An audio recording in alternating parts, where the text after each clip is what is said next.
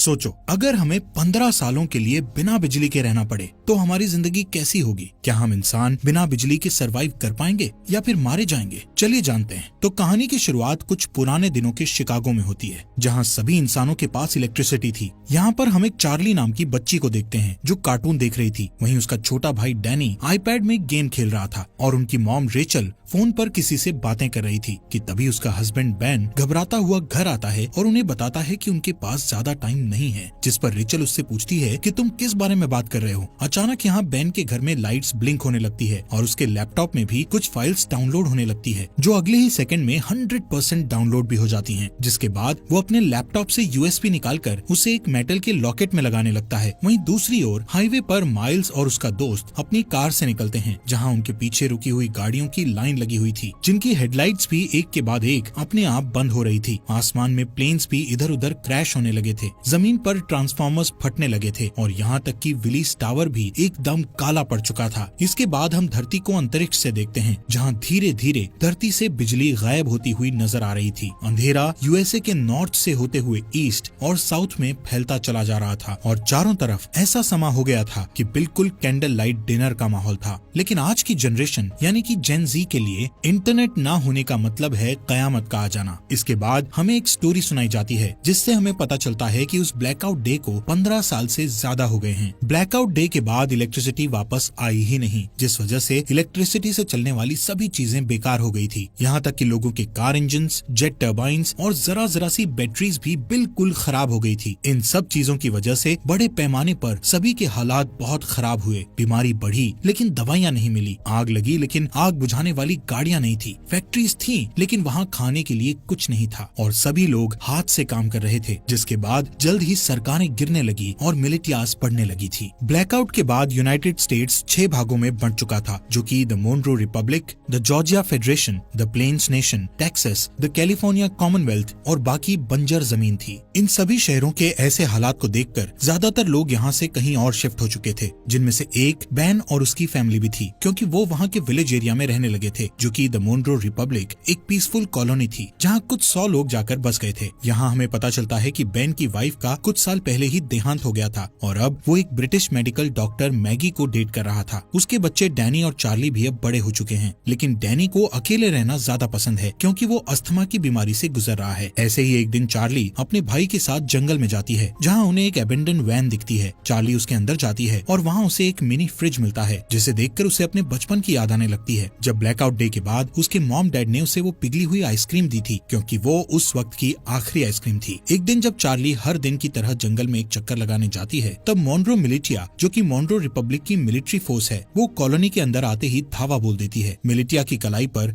एक टैटू गुदा हुआ था, जो कि मोनरो रिपब्लिक के मेंबर्स का सिंबल था, जिससे उन्हें पहचाना जा सकता था। अब क्योंकि ये मोनरो रिपब्लिक के सेटलमेंट का समय है, इसलिए वहाँ रहने वाले सभी लोगों को टैक्स के रूप में अपनी फसलें देना उनकी जिम्मेदारी है। हालांकि बेन जानता है कि ये टैक्स से कहीं ज्यादा है। बेन को लगता है कि उनके साथ कुछ बुरा होने वाला है, इसलिए वो अपने सबसे अच्छे दोस्त आरोन के पास जाता है और उसे वो लॉकेट दे देता है, जिसमें बेन ने मूवी के शुरू में वो यूएसबी लगाया था। बेन आरोन से कहता है कि चाहे कुछ भी हो जाए, तुम्हें इस लॉकेट को कुछ नहीं होने देना। तभी उस मिलिटिया ग्रुप का कैप्टन मेजर टॉम नेवेल वहाँ आ जाता है और बेन को अपने साथ चलने के लिए कहता है। वो उससे उसके भाई माइल्स के बारे में पूछता है, जिस पर बेन कहता है कि वो माइल्स से पिछले 15 सालों से नहीं मिला है। वहाँ मौजूद सभी लोग डर के मारे देखते हैं कि मिलिटिया ग्रुप अपने कदम वापस लेने लगता है कि अचानक वहाँ डैनी आकर उनकी ओर क्रॉसबो पॉइंट करता हुआ अपने डैड को ना ले जाने की धमकी देता है। बेन उसे शांत करने की कोशिश करता है, लेकिन इससे कोई फायदा नहीं होता और गलती से डैनी उन पर गोली चला देता है, जिससे वहाँ मौजूद एक दुश्मन मारा जाता है। ये देखकर एकदम से सभी लोग मिलिटिया पर हमला करना शुरू कर देते हैं, लेकिन इस लड़ाई में उनका कोई मुकाबला नहीं होता और कई लोग मिलिटिया द्वारा मारे जाते हैं, जिसमें टॉम और बाकी लोगों को छोड़ दिया जाता है। लेकिन मिलिटिया ने डैनी को बंदी बना लिया था। कुछ देर बाद जब चार्ली वापस अपने घर आती है, तो यहाँ वो अपने डैड को खून में लथपथ पाती है, जहाँ वो अपनी आखिरी सांसें ले रहा था। वो उसे बताता है कि डैनी को मिलिटिया के लोग किडनैप करके ले गए हैं और अब उन लोगों की आखिरी उम्मीद सिर्फ माइल्स ही है जो शिकागो में कहीं रह रहा है। चार्ली रोते हुए अपने डैड को बचाने की कोशिश करती है, लेकिन बेन मरने से पहले उसे अंकल माइल्स को ढूंढने के लिए कहता है, जिसके बाद उसकी मौत हो जाती है। अपने डैड के ऐसे मरने से चार्ली पूरी तरह टूट चुकी थी, लेकिन उसके पास शोक मनाने तक का टाइम नहीं था। वो अपना सामान पैक करती है और अकेले बाहर निकलने के लिए तैयार हो जाती है, लेकिन मैगी और आरॉन उसे अकेले नहीं जाने देते, जिसके बाद वो खुद उसके साथ जाने को तैयार हो जाते हैं, जो चार्ली को बिल्कुल पसंद नहीं आता। इसके बाद तीनों खतरनाक रास्तों से होते हुए पूरे दिन सफर करते हैं, जिससे तीनों के बीच बॉन्ड और भी ज्यादा मजबूत हो जाता है। अगले दिन चार्ली जब पानी लेने के लिए झरने के पास जाती है तो उसे एक नेट नाम का लड़का दिखता है, जिसे देखकर वो वहीं रुक जाती है। अब क्योंकि पूरी दुनिया ब्लैकआउट में चली गई थी, इसलिए तब के बाद से हर इंसान को पहली बार में देखकर खतरा ही समझा जाने लगा था। यहाँ तक कि चार्ली जैसी लड़की के लिए बहुत सी चीजें दिमाग में होती हैं, लेकिन खुशकिस्मती से नेट सिर्फ उससे उसका नाम पूछता है और उसे जाने देता है। उस रात चार्ली और उसके दोस्तों को एक टूटा फूटा प्लेन मिलता है, जिसमें वो रात गुजारने की सोचते हैं, लेकिन बदकिस्मती से ये स्कैवेंजर्स ग्रुप का ठिकाना था, जहाँ उन लोगों को देखकर कुछ चोर यहाँ आते हैं और चाकू की नोक पर उनमें से एक चार्ली को उनसे दूर ले जाता है। मैगी को यहाँ कुछ खतरा महसूस होता है कि तभी वो अपने तेज दिमाग का इस्तेमाल करके उन चोरों को विस्की पिला देती है, जिसके ठीक बाद वो लोग उल्टी करते हैं और मर जाते हैं। वहीं दूसरी ओर आखिरी चोर चार्ली को मारने की कोशिश करता है कि तभी अचानक वहाँ नेट आ जाता है और उसे बचा लेता है। अगली सुबह नेट उन तीनों के साथ जाता है, क्योंकि यहाँ पता चलता है कि वो भी उनके साथ शिकागो जा रहा है। मैगी उसे अपनी टीम में देखकर कंफ्यूज हो जाती है, क्योंकि नेट उसके लिए बिल्कुल अनजान था, इसलिए वो चार्ली को वार्निंग देती है कि उसे ऐसे ही किसी पर भरोसा नहीं करना चाहिए। लेकिन कुछ देर बाद उसे याद आता है कि हर कोई बुरा नहीं है, इसलिए अब उसे नेट से कोई परेशानी नहीं थी। अगले सीन में जब मेजर टॉम और उसकी आर्मी आराम कर रही थी तो डैनी इस बात का फायदा उठाकर वहाँ से भागने की कोशिश करता है और हथकड़ियों का ताला खोलकर भाग जाता है। लेकिन कुछ दूर और भागने के बाद उसे अस्थमा का दौरा पड़ता है और वो वहीं एक घर के पास गिरकर बेहोश हो जाता है। कुछ घंटों बाद जब उसकी आंख खुलती है तो वो अपने सामने एक लड़की को उस पर बंदूक ताने देखता है। वो लड़की अपना नाम ग्रेस बताते हुए उससे पूछती है कि वो कहाँ से आया है, जिस पर डैनी बताता है कि कुछ लोगों ने उसे किडनैप कर लिया था, जिनसे बचता हुआ वो यहाँ आया है। ये सुनकर वो लड़की बंदूक नीचे करती है, जिसके बाद वो उसे अस्थमा पंप देती है और बताती है कि ये उसके मरे हुए बेटे का है। इसके बाद हम उन चारों के ग्रुप को देखते हैं जो फाइनली शिकागो पहुंचते हैं, जो कि मोनरो रिपब्लिक में ही है। यहाँ देखने लायक बात है कि रिगली फील्ड पूरी तरह से आईवी प्लांट से कवर्ड है, सड़कें मछुआरों से भरी हुई है और फोक्सवैगन बीटल जैसी गाड़ियों को घोड़े की बग्गी में बदल दिया गया है। बेन की बताई जानकारी के बाद वो सभी एक होटल में पहुँचते हैं। बारटेंडर से माइल्स के बारे में पूछते हैं। पहले तो वो बारटेंडर माइल्स नाम के किसी इंसान को जानने से मना कर देता है, लेकिन जब चार्ली उसे अपने डैड बेन के बारे में बताती है कि हाल ही में उनकी डेथ हुई है, तो वो बताता है कि वो खुद ही माइल्स है, लेकिन वो उन सभी से अपनी पहचान को छुपाए रखने के लिए बोलता है। कुछ देर बाद माइल्स अपनी भतीजी को अंदर ले जाता है और उससे प्राइवेटली बात करता है, जहाँ चार्ली बताती है कि कैसे मिलिटिया ने उसके डैड को बेरहमी से मार डाला और डैनी को किडनैप करके अपने साथ ले गए। जिसके बाद चार्ली उससे पूछती है कि वो लोग हमारी फैमिली के पीछे क्यों पड़े हैं, जिस पर माइल्स कहता है कि जरूर बेन कुछ न कुछ उस ब्लैकआउट के बारे में जानता था। वो कहता है कि मोनरो रिपब्लिक के लीडर जनरल मोनरो एक क्रूअल डिक्टेटर था जो पूरे देश और पूरी दुनिया को अपने कब्जे में करना चाहता था, लेकिन उसके लिए उसे कुछ हथियारों की जरूरत थी, जैसे कि फाइटर प्लेन्स, टैंक्स और यहाँ तक न्यूक्लियर बॉम्ब्स। और क्योंकि बेन अकेला ऐसा इंसान था जो ब्लैकआउट क्यों हुआ था उसके बारे में जानता था और मोनरो को विश्वास था कि वो इससे निपट सकता है। ये सब सुनने के बाद चार्ली अपने भाई डैनी को लेकर और ज्यादा चिंतित हो जाती है और अपने अंकल से उसकी मदद करने के लिए कहती है, लेकिन सरप्राइजिंगली वो उसकी मदद करने से साफ मना कर देता है, क्योंकि उसका मानना था कि ये काम बहुत रिस्की है और वो इस काम को करने के लायक नहीं है। जिससे नाराज होकर चार्ली वापस अपने ग्रुप के पास जाने के लिए तैयार हो जाती है। उसे परेशान देखकर नेट माइल्स के पास बिल्कुल लड़ने के मूड में जाता है, लेकिन तभी माइल्स नेट का हाथ पकड़कर उठता है, जहाँ पता चलता है कि नेट भी मोनरो मिलिटिया का मेंबर है और वो चार्ली और उसके दोस्तों के साथ मिलकर माइल्स तक पहुँचना चाहता था। ये जानकर हर कोई हैरान हो जाता है, लेकिन इससे पहले कि वो कुछ कर पाते नेट वहाँ से भाग जाता है। अब मिलिटिया को उनकी लोकेशन का पता होने के बावजूद भी माइल्स अपनी जगह को छोड़ने से मना कर देता है, क्योंकि उसका मानना था कि वो अकेला ही पूरी फौज का सामना कर सकता है। चार्ली और बाकी लोग भी माइल्स की मदद करने को तैयार थे, लेकिन माइल्स गुस्से में उन पर चिल्लाते हुए उन्हें यहाँ से दूर जाने के लिए कहता है। कुछ ही देर बाद नेट अपने साथ बहुत सारे आर्मी सेना को लेकर माइल्स से लड़ने आता है, लेकिन इतने सैनिक होने के बावजूद भी माइल्स सभी से बड़ी सफाई से तलवारों का इस्तेमाल करके लड़ता है और एक एक करके सबको मार देता है, जिसके बाद वहाँ चार्ली और उसके दोस्त वापस आ जाते हैं और माइल्स के साथ लड़ाई में शामिल हो जाते हैं। इसी बीच मिलिटिया का एक आदमी चार्ली को जान से मारने की कोशिश करता है, लेकिन अचानक से तभी नेट आकर उस आदमी को मार गिराता है। थोड़ी ही देर बाद माइल्स मिलिटिया के कैप्टन को जान से मारकर लड़ाई खत्म करता है, जिसके बाद वो चार्ली और बाकी लोगों के साथ डैनी को ढूंढने के लिए निकल जाता है, जो सुनकर भी सभी काफी खुश होते हैं। कुछ देर बाद माइल्स को अचानक से उस ब्लैकआउट डे का एक फ्लैशबैक याद आता है और यहाँ से सीन फ्लैशबैक में जाता है, जहाँ सारी दुनिया में अचानक अंधेरा छा जाने के बाद वो अपने दोस्त के साथ कार से बाहर निकलता है और अपने दोस्त के साथ मरीन कॉर्प्स बेस में जाता है, जहाँ हमें पता चलता है कि ये दोनों मरीन पुलिस हैं। यहाँ अंदर जाने के लिए उन्हें अपने हाथ पर बना वो एम नाम का टैटू दिखता है, जिससे पता चलता है कि माइल्स का दोस्त, जिसका नाम सेबेस्टियन मॉन्ड्रो है और वो इस समय मॉन्ड्रो रिपब्लिक का लीडर भी है। वहीं दूसरी ओर मेजर टॉम और उसके आदमी डैनी के फुटप्रिंट्स का पीछा करते हुए ग्रेस के घर तक पहुँचते हैं। डरी हुई ग्रेस डैनी को बचाने की कोशिश करती है, लेकिन जैसे ही टॉम उसे जान से मारने की धमकी देता है तभी वो पीछे हटती है और टॉम उसके घर में घुसकर डैनी को पकड़ लेता है। उनके जाने के बाद ग्रेस चुपके से बेसमेंट में जाती है और एक लॉकेट निकालती है जो बिल्कुल आरॉन के लॉकेट जैसा था। जैसे ही वो उसे दबाती है तो अचानक से कमरे में बल्ब चालू हो जाता है। इसके बाद ग्रेस उस लॉकेट को कंप्यूटर में लगाती है और किसी से चैट करना शुरू कर देती है। दूसरी तरफ जो ग्रेस से चैट कर रहा था वो बहुत खुश था कि मिलिटिया को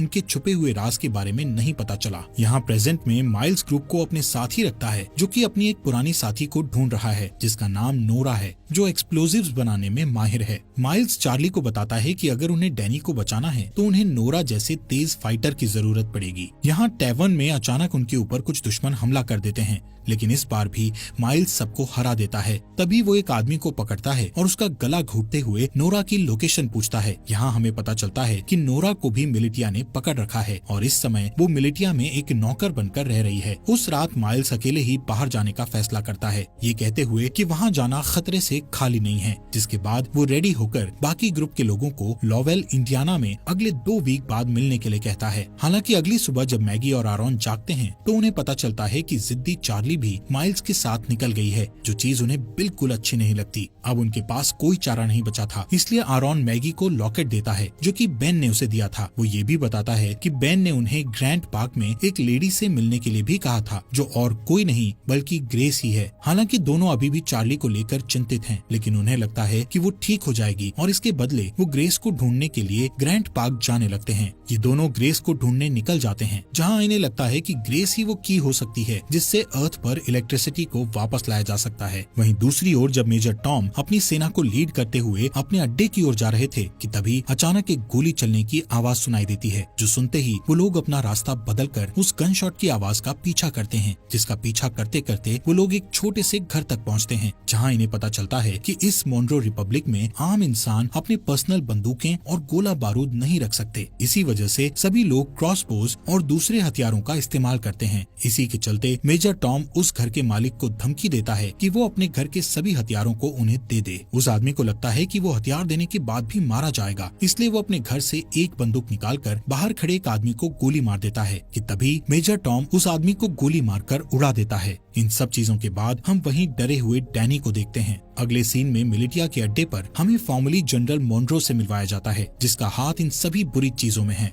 मॉन्ड्रो वहाँ मौजूद एक आदमी से अपने हथियारों के बारे में पूछता है, लेकिन जब वो डरा हुआ आदमी उसका कोई जवाब नहीं देता तो वो उसे बेरहमी से जान से मार देता है। जिसके बाद वो दूसरे रूम में अपने एक दूसरे वर्कर के पास जाता है, जहाँ हमें पता चलता है कि ये बेन की वाइफ रेचल है, जिसे हम मरा हुआ मानते हैं। यहाँ मॉन्ड्रो रेचल को बताता है कि बेन मर चुका है और ये सुनकर रेचल बहुत परेशान हो जाती है। इस दौरान चार्ली पूरे दिन जंगल में घूमती हुई आखिर में अपने अंकल को ढूंढती है, जहाँ माइल्स उससे गुस्सा था क्योंकि उसने उसकी बात नहीं सुनी थी। लेकिन जब चार्ली बताती है कि उसके भाई को अस्थमा का दौरा पड़ता है तो वो शांत हो जाता है। कुछ देर बाद उन्हें ढेर सारे मजदूर दिखते हैं जो हाथों से हेलीकॉप्टर को खींचकर ले जा रहे थे। यहाँ पता चलता है कि जनरल मॉन्ड्रो को विश्वास है कि एक दिन इलेक्ट्रिसिटी जरूर आएगी और उस दिन के लिए वो खुद को तैयार करना अभी से शुरू कर देता है। इन सभी मजदूरों में माइल्स नोरा को भी देखता है और चार्ली से कहता है कि उसे इतने सारे लोगों में से से बचाना मुश्किल होगा क्योंकि यहाँ कई सारे गार्ड्स के पास स्नाइपर राइफल भी हैं। लेकिन माइल्स अपने दोस्त को हर हालत में बचाना चाहता है। वो नोरा को बचाने का प्लान बनाते हुए रात होने का इंतजार करता है और जैसे ही रात होती है तो सबसे पहले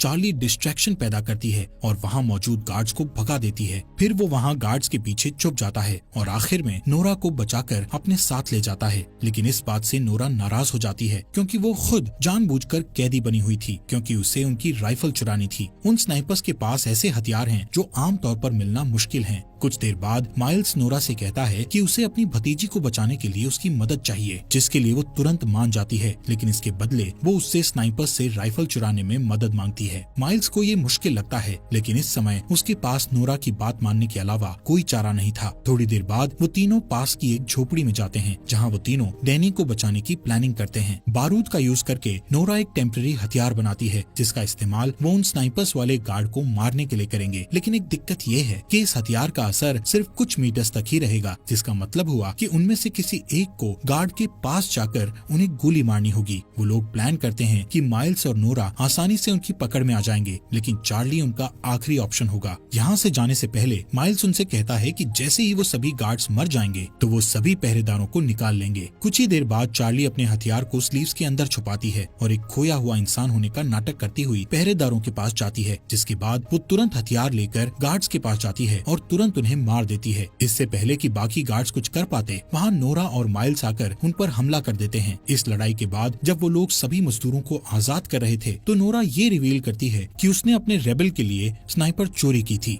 वहाँ ग्रैंड पार्क में जब ग्रेस अपने कंप्यूटर पर टाइप कर रही होती है तभी कोई आदमी उसके घर में घुसकर उसके सामने आता है। उस आदमी के पास भी सेम वही लॉकेट था जो उसकी टेजर स्टिक एनर्जी छोड़ रहा था। दूसरी ओर माइल्स नोरा को रेबल का साथ छोड़ने के लिए मनाने की पूरी कोशिश करता है लेकिन वो मना कर देती है। यहाँ हमें पता चलता है कि पहले ये दोनों कपल थे लेकिन ब्लैकआउट के बाद उन्हें ब्रेकअप करना पड़ा। ऐसे ही कुछ देर बाद वो दोनों रेबल के ठिकाने पर पहुँच जाते हैं जहाँ उन्हें एक पादरी मिलता है। पादरी खुश था कि नोरा स्नाइपर गन लेकर आई है, लेकिन बुरी खबर ये थी कि उनकी सेना पर अभी भी लगातार हमला किया जा रहा है। जब ग्रुप ठिकाने पर पहुंचता है तो उन्हें अंदर कुछ घायल आदमी बैठे मिलते हैं। पादरी यहाँ ये भी बताता है कि इन सभी आदमियों में से एक आदमी गायब है, जो सुनकर माइल्स तुरंत सभी को ये जगह छोड़ने के लिए कहता है क्योंकि उसका मानना है कि मिलिटिया उसके आदमियों से पूछताछ कर रही है और इस जगह से भागने का यही सही समय है। नोरा इस बात के लिए मान जाती है लेकिन उससे 30 मिनट मांगती है क्योंकि वो घायल आदमियों को ठीक करना चाहती थी। बदकिस्मती से उसका ये डिसीजन गलत साबित होता है क्योंकि कुछ ही मिनटों के बाद कैप्टन एडम मिलिटिया के साथ दिखाई देता है। उन्हें कुछ देर रोकने के लिए माइल्स अपने बेस्ट शूटर को स्नाइपर के साथ ऊपर भेजता है और उसका ये प्लान काम करता है क्योंकि ऊपर भेजा गया वो स्नाइपर मिलिटिया के कई लोगों को घायल कर देता है, जिससे उन्हें पीछे हटने पर मजबूर होना पड़ता है। इस लड़ाई के चलते रात हो जाती है। यहाँ बेसमेंट के अंदर माइल्स और बाकी लोग दीवार के सहारे एक सुरंग बनाने की कोशिश करते हैं ताकि एक तरफ से दूसरी तरफ जा सकें, लेकिन उनका ये प्लान पूरी तरह से फेल हो जाता है क्योंकि दीवार में सुरंग खोदते समय दीवार गिरने लगती है और माइल्स उस गड्ढे में गिर जाता है, जिससे उनकी पूरी मेहनत खराब हो जाती है। ठीक इसके बाद छत पर बैठे स्नाइपर की मौत हो जाती है, जिसके बाद कैप्टन एडम और उसके लोग बेसमेंट में घुस जाते हैं। लेकिन माइल्स जो बहुत बढ़िया तलवारबाज है वो कुछ आदमियों को नीचे गिराता है और एडम को बंदी बना लेता है। फिर वो उसे दूसरे रूम में बंद कर देता है और यहाँ से भागने के तरीके सोचने लगता है। यहाँ हैरानी की बात ये होती है कि एडम माइल्स को पहचान लेता है, जिससे कमरे में मौजूद सभी लोग हैरान रह जाते हैं। ये देखकर चार्ली उनसे पूछती है, तुम एक दूसरे को कैसे जानते हो? यहाँ कहानी एक अलग मोड़ लेती है जहाँ एडम ये रिवील करता है कि पहले माइल्स जनरल मुनरो का राइट हैंड था। यहाँ तक कि माइल्स वो इंसान है जिसने मिलिटिया को लड़ना सिखाकर इतना खतरनाक बनाया है। लेकिन इतना रिवील होने के बावजूद भी माइल्स उन्हें मारने पर अपना फोकस रखता है। माइल्स उनके सामने एक डील रखता है जिसमें वो खुद को मुनरो मिलिटिया के सामने सरेंडर करेगा, लेकिन उसके बदले में उसके ग्रुप के किसी भी इंसान को कोई नुकसान नहीं पहुँचाया जाएगा। किसी वजह से एडम ये डील एक्सेप्ट कर लेता है। हो सकता है उसे अपनी जान की परवाह हो इसलिए। खैर इसके बाद जल्द ही माइल्स को मुनरो मिलिटिया ले जाया जाता है। यहाँ से सीन फ्लैशबैक में जाता है जहाँ हम ब्लैकआउट के 2 वीक बाद का सीन देखते हैं जब माइल्स अपने भाई को ढूंढने के लिए शिकागो आया था और उसका सबसे अच्छा दोस्त मुनरो भी उसके साथ था। वहीं रास्ते में उन्हें 2 आदमी मिलते हैं जिनमें से एक एक आदमी दूसरे को बहुत बुरी तरह पीट रहा था। एक अच्छा इंसान होने के नाते माइल्स उनके पास जाता है और अपनी बंदूक निकालकर उनमें से एक को गोली मार देता है। इसके बाद दोनों दोस्त उस बचे हुए चोटिल इंसान की मदद करते हैं,